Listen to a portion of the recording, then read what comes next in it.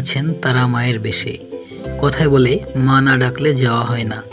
তাই এইবার সত্যি করেই মায়ের ডাক আসলো এবং জীবনের প্রথমবারের মতো আমি তারা মায়ের চরণ দর্শনের উদ্দেশ্যে বেরিয়ে পড়লাম। প্রত্যেকবারের মতো সেই আড়ংঘাটা স্টেশন থেকে ট্রেন ধরে নৈহাটি স্টেশনে নামলাম। আজকে আমার এই সফরে আমার সঙ্গে থাকবে আমার বন্ধু অমিত। ঠিক সকাল 8:02 সময় 13187 শিয়ালদা রামপুরহাট মা তারা এক্সপ্রেস নৈহাটি স্টেশনে ঢুকে গেল যথাসময়ে। জয় মা তারা, জয় তারা। সকাল সকাল আমরা গঙ্গা পার হয়ে এগিয়ে চললাম। ট্রেনে উঠেই আমরা জানলার ধারে সিট পেয়ে গেছিলাম এবং ট্রেনটা খুব হালকাই ছিল। ট্রেনের মধ্যে এক বাউল কাকু দেখলাম সুন্দর গান করলেন।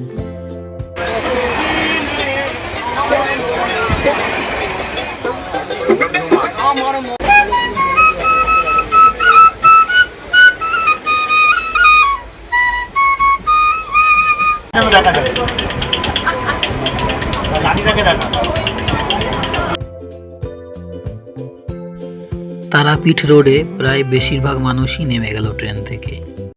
জয় মা তারা। ফাইনালি চলে আসলাম রামপুরহাট স্টেশনে, আর এখান থেকে আমরা তারা মায়ের চরণ দর্শন করতে যাব।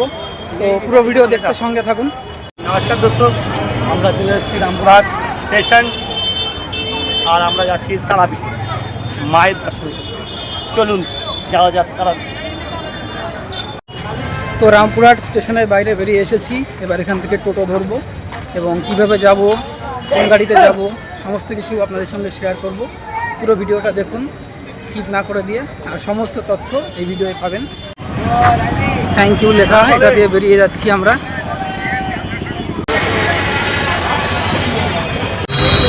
স্টেশন থেকে বাইরে বেরিয়ে আমরা একটা গাড়িতে উঠে বসেছি এবং দেখতে পাচ্ছি অনেক প্যাসেঞ্জার রয়েছে। এখানে অনেক গাদাগাদি করে বসতে হয়েছে।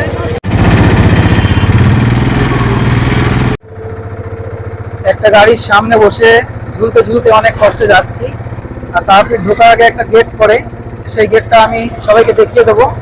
সামনে তারা মায়ের ছবি দেওয়া রয়েছে। জয় মা তারা, জয় তারা, জয় তারা। তো পার হয়ে আসলাম তারাপীঠের সেই বিখ্যাত গেট। তারাপীঠ যাওয়ার আগে যে গেটটা পড়ে, এইবার একবারে তারাপীঠে গিয়ে সবার সঙ্গে দেখা হবে। অবশেষে তারাপীঠে চলে এলাম।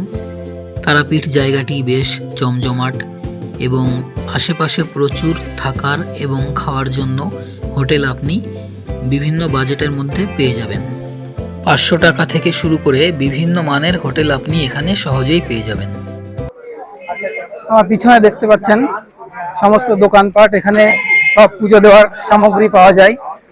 আর এখন আমি মন্দিরের দিকে আস্তে আস্তে অগ্রসর হচ্ছি।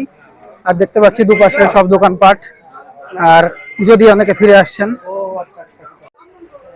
এখানে দেখতে পাচ্ছি মায়ের পুজোর জন্য খুব সুন্দর লাল জবা ফুল। আর আমরা জানি যে মায়ের পুজোর জন্য জবা ফুল প্রয়োজন হয়। দোকানে সব পেয়ারা সাজিয়ে রাখা হয়েছে, এগুলোই পুজোর জন্য লাগে। আর এই দোকানের মধ্যে পুজোর সামগ্রী আর অন্যান্য সব যা যা দরকার হয় দেখতে পাচ্ছি। এখানে এই যে পুজোর ডালা, এগুলো রেডি করে রাখা আছে।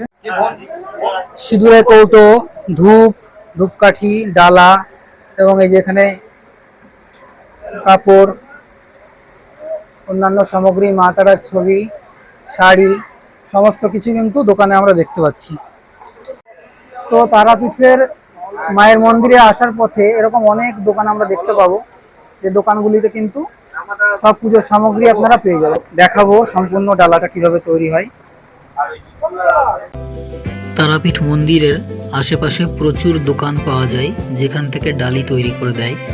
এই দোকান থেকে আমরা ডালিটা নিলাম। সেখানে দিল পেয়ারা, জবা ফুল, ধূপকাঠি, আলতা, সিঁদুর, আরও বিভিন্ন রকম উপকরণ দিয়ে আমাদের ডালিটা সাজিয়ে দিল। এবং মায়ের প্রিয় অবশ্যই লাল জবা ফুল তো সঙ্গে থাকলোই। সব কিছু দিয়ে এই পুজোর ডালিটা আমাদের কাছ থেকে 51 টাকা নিল। এই ডালাটা কত টাকার ডালা তৈরি হলো দাদা? আচ্ছা, 51 টাকা ডালা তৈরি হয়েছে দেখতে পাচ্ছি আমরা। তো দেখছি আমরা মায়ের জন্য জবা ফুলের মালা নেওয়া হয়েছে। কত বড় একটি মালা নেওয়া হলো এবং আমরা দেখতে পাচ্ছি কত সুন্দর লাগছে। তো এই মালাটা কিন্তু 40 টাকা নিয়েছেন। দুর্গেশ নন্দিনী পূজা ভান্ডার থেকে আমরা এই ডালাটা সংগ্রহ করেছি। দেখতে পাচ্ছি আমরা দুর্গেশ নন্দিনী পূজা ভান্ডার, এখান থেকে আমাদের ডালা কিন্তু সাজিয়ে দিয়েছে। তারাপীঠে আসলে দেখবেন অনেকে রাস্তার দুপাশে জবা ফুল নিয়ে দাঁড়িয়ে বিক্রি করছেন। আমি এক দাদাকে দেখলাম, উনি পদ্ম ফুল বিক্রি করছিলেন। আর সত্যি বলতে পদ্ম ফুলগুলো এত সুন্দর লাগছিল, আর দাম কিন্তু অনেক কম, মাত্র 10 টাকা চাইল। আরও অনেকের সঙ্গে পা মিলিয়ে আমরা পূজার ডালি নিয়ে আস্তে আস্তে মন্দিরের দিকে এগিয়ে চললাম। দেখলাম অনেক ভক্তবৃন্দ আমাদের সঙ্গে সঙ্গেই চলেছে পূজার ডালি নিয়ে। আর আরেকটা কথা বলে রাখি, যখন আমরা পূজার ডালি নিয়েছিলাম ওই দোকানেই কিন্তু আমরা আমাদের ব্যাগ এবং চটি রেখে দিয়েছি। অবশেষে তারা মায়ের মন্দিরের গেটের সামনে উপস্থিত হলাম। মনের মধ্যে কি প্রতিক্রিয়া হলো জানি না, কিন্তু মুখ দিয়ে বেরিয়ে গেল জয় মা তারা, জয় মা তারা, জয় মা তারা। মন্দিরের গেট দিয়ে প্রবেশ করে ভিতরে ঢুকে দেখলাম প্রচুর মানুষ মাটিতে বসে প্রসাদ গ্রহণ করছেন। যে দৃশ্য দেখে আমার অনেক ভালো লাগলো এবং মানুষের ভক্তি, ভালোবাসা, শ্রদ্ধার এক অপূর্ব নিদর্শন। তারা মায়ের মন্দিরে এসে নিজেকে ধন্য মনে করলাম। পুজো দেওয়ার জন্য এখানে পূজারি অর্থাৎ পান্ডার খোঁজ করলাম। পাশে দেখলাম যে একটি পুকুর খনন করা হচ্ছে, আর লাইন দেখে মোটামুটি যা বুঝলাম কয়েক ঘন্টা দাঁড়াতে হবে। আমাদের আবার আজকের মধ্যেই ফিরতে হবে। অমিতের এখানে আবার একটা পাস ছিল, ওর পাস দিয়ে তাড়াতাড়ি পুজো সেরে ফেললো। আমি আর কি করি, আমাদের আবার একদিনের মধ্যেই বাড়ি ফিরতে হবে, তাই দূর থেকে মাকে পুজো দেওয়ার সিদ্ধান্ত নিলাম। আর একটু এগিয়ে গিয়ে মায়ের মন্দিরটাকে ভালোভাবে দেখতে পেলাম এবং দেখে মনের মধ্যে সুন্দর একটা প্রতিক্রিয়া হলো। তারাপীঠে জেনারেল লাইনে দাঁড়িয়েও পুজো দেওয়া যায়, কিন্তু তাতে কয়েক ঘন্টা সময় লাগবে। এছাড়া ভিআইপি পাশেও পুজো দেওয়া যায়, তার জন্য 500 টাকা লাগবে। আর তাছাড়া এক জায়গায় দাঁড়িয়ে পুজো দেওয়া যায়, সেখানে আপনি দূর থেকে তারা মাকে দেখতে পারবেন। তো অগত্যা কি করা যায়, সেখানে দূর থেকে দাঁড়িয়েই মাকে পুজো দিয়ে দিলাম। তারাপীঠে ভক্তদের জন্য সুন্দর অন্নপ্রসাদের ব্যবস্থা আছে।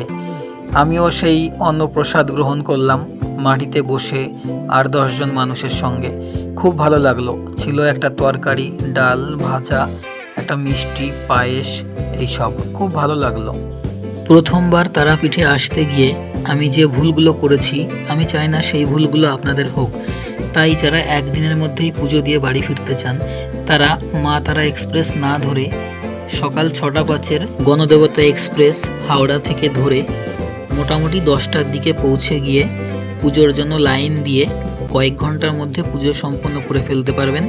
তারপর প্রসাদ গ্রহণ করে একটু বিশ্রাম নিয়ে আশেপাশটা একটু ঘুরে নিয়ে বিকালের শহীদ এক্সপ্রেস, যেটা 4:40-এর সময় ছাড়ে, সেটা ধরে আপনারা রাতের মধ্যেই কলকাতায় ফিরে আসতে পারবেন। পুজো শেষে আমরা ঘুরলাম তারাপীঠ মহাশ্মশান এবং তারপর আমরা শহীদ এক্সপ্রেস ধরে বর্ধমান এবং বর্ধমান থেকে ট্রেন চেঞ্জ করে অবশেষে নৈহাটি হয়ে রাত 10:30টার সময় বাড়িতে ফিরে এলাম। সকলে ভালো থাকবেন। জয় মা তারা।